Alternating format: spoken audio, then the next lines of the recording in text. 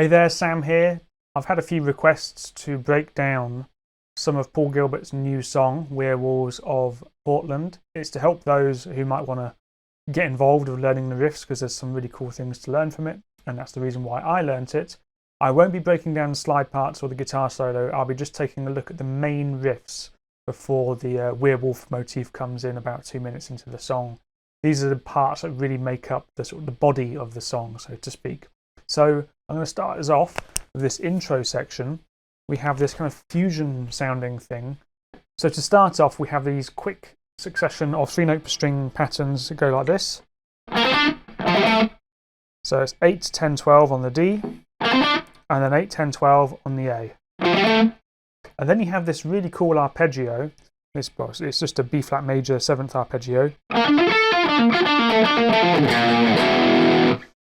So it's quite a tricky one, and this is something that I struggled with initially. In fact, it was the hardest part about getting this playthrough done in time. We're going to start here 8, 12 on the D string, and then 10, 14 on the G. So that's one octave of a B flat major, major 7th there. Now what we do is we pause on that 14th fret temporarily, then we pull off back to 10, then we go back down the way we came, so back down to 12 and 8. Now here's where things get a bit tricky. We've got 10 on the G, then 12 pull off to 8 on the A, and then 12 on the A string. So let's just break that down so far. So if you're struggling with that, just pause the video and then just go over that bit again before we move on. But if not, straight away after that, it goes back to 12, pull off to 8 on the D string.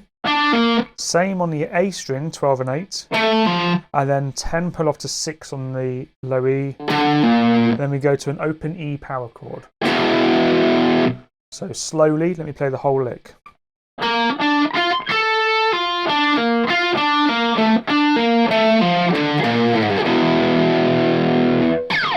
And somehow he gets a really quick pick slide in before going into the next riff. And this riff goes like this. I'll play it at a sort of slower tempo so we can get the gist of it.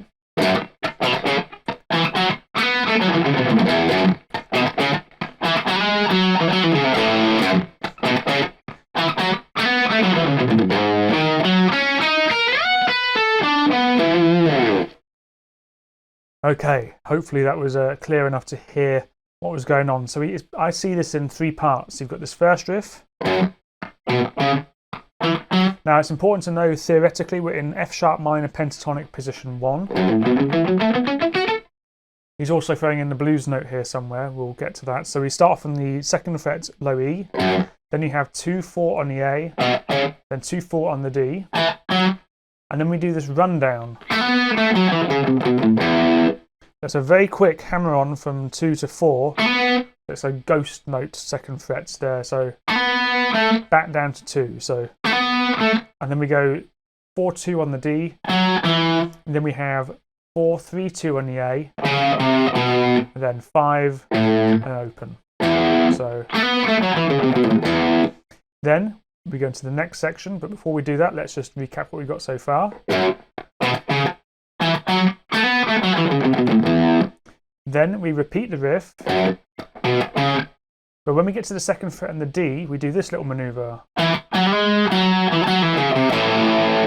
So far you should have, then we go 2nd on the D, slide from 4 to 6 on the D, back to 4, so,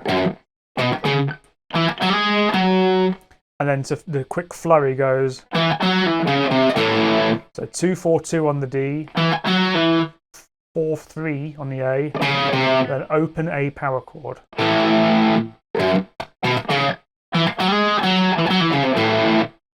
Okay, now that's an important point to pause here, because on the 2nd repeat of this riff, there's a bit of a push on the drums. And he does an A power chord and it elongates, and then he hits an E5 power chord before going into the next section of the riff. But that's on the 2nd repeat in the intro, okay? So far we should have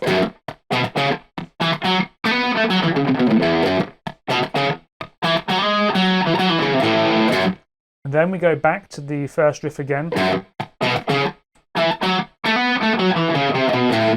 So after we've completed that riff, we have this cool fifths-based pattern. And then we slide it up. And this is something that comes up a lot in the song. It becomes a bit of a theme. So these are kind of, I'm seeing these as pentatonic positions. So this is a G sharp minor pentatonic position, going up to an E minor. But I may be wrong about exactly what he was thinking behind the creation of this, but it sounds really cool, and that's what counts.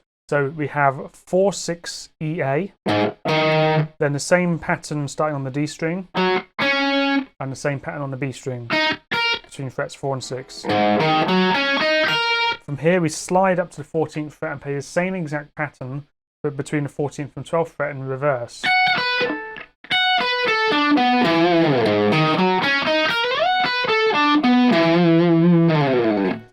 And then we repeat the whole riff as usual, but on the second time we do this run.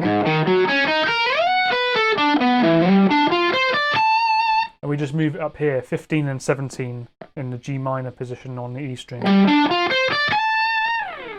And that takes us into the next riff, which is quite a challenge. And let's break it down. So we have this.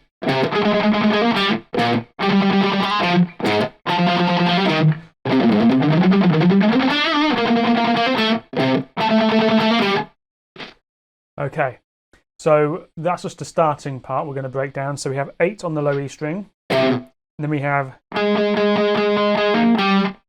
so it's 6 picked notes on the 6th fret on the D string, and then one more with a hammer on to 8. So hammer on to 8, and move down with your index finger to get the 5th on the D. So like that. Okay, it's unusual. It's a really quirky riff, but good fun to try and get your fingers around. So that's the first part. Then we have 6th fret on the low E string, and it's the same kind of idea. And I found this a bit easier to play like this. I wasn't quite sure how he was playing it on the video, but this seemed to work for me and got a similar effect. So it's 6th fret low E string, and then we have the 5th fret D string. So it's 6, and then a hammer on, then 8 on the A. So, and then we have 4 on the low E string, and then we have 3 and 5, and then 6 on the A. So put those together.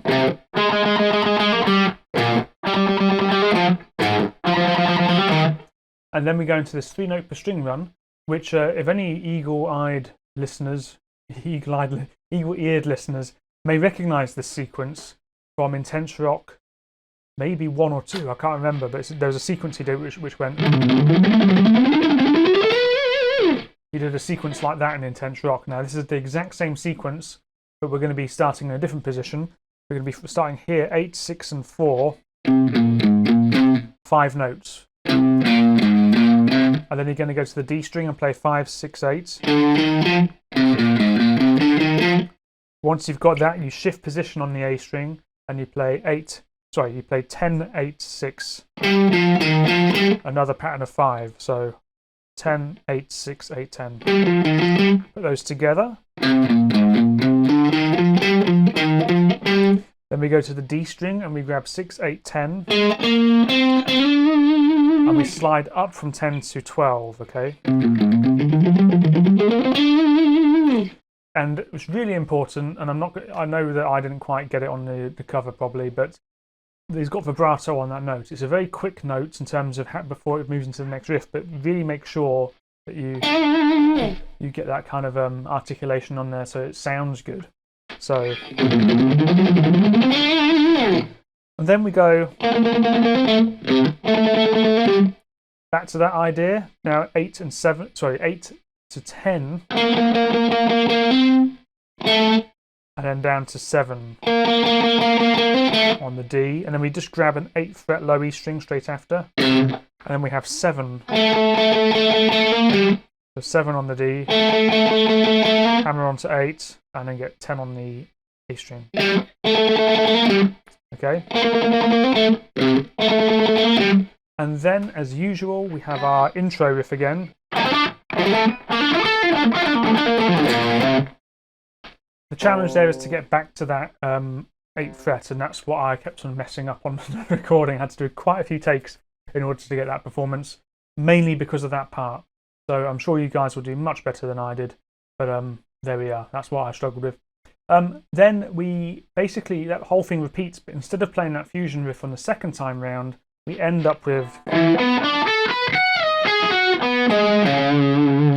that pattern again, but this time it goes 12 and 14. Then we slide down to 11 and 9. And then we've got to go straight into the next riff, which goes like this.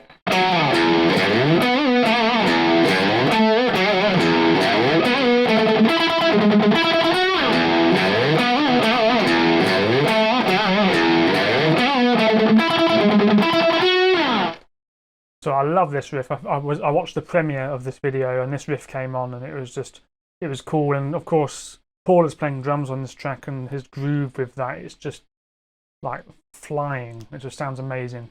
So this riff, we finish that last little pentatonic-y fifths thing. Then we grab 9 on the A string. And then we grab open 2 on the low E. And then we come up to the 14th fret. And this is F sharp minor pentatonic, so we're bending up a semitone and releasing on the 14th fret to that blues note. And then grabbing the 12th fret on the A straight after. Then we grab 12 on the A next time, so basically you can hear that you're repeating that motif. So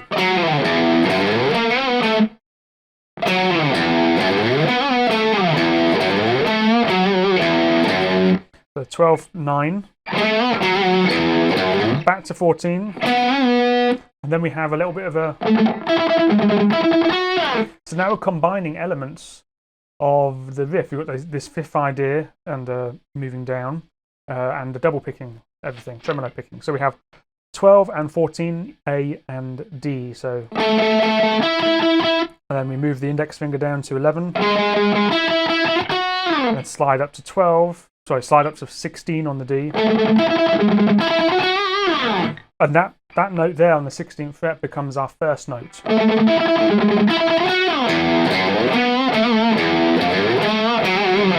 Etc. Now that whole thing repeats, and repeats 4 times, and on the 4th time we elongate that last phrase. And instead of sliding to 16, we have this little kind of... it reminds me of a song from Racer X in the early days.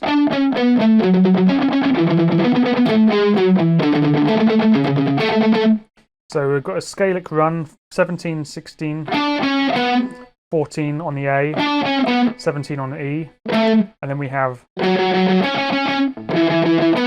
so power chord shapes, 14 on the E, 16 on the A, move it down 2 frets to an E power chord, and then we have another run. Let me just play what we've got so far. Then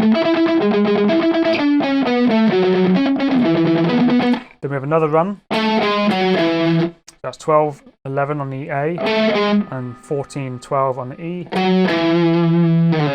And then we have a D power chord there, so 10 on the E, 12 on the A. Move that index finger down to the 9th fret. And this time, we have a transition. 4-2 on the D, 5-4-2 on the A and the E, with an open at the end. And that takes us into this next riff.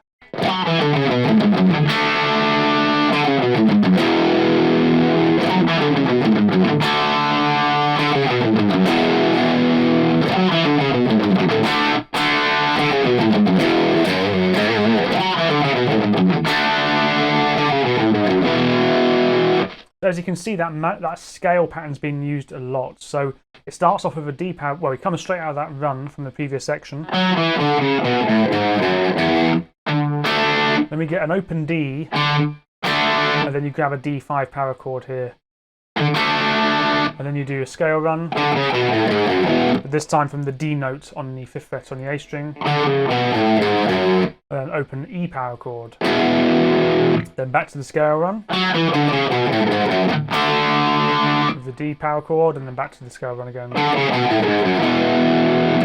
Okay, so quite straightforward, kind of repetitive there. Then we have a slight variation. So there you got little stab on those D5 power chords.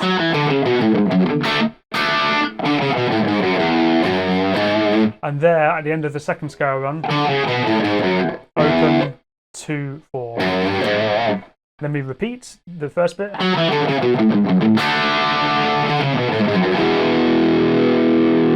And then he gets the slide out, and he's got this little idea, which is as far as I got, to be honest. So I didn't play that part because I didn't have a slide.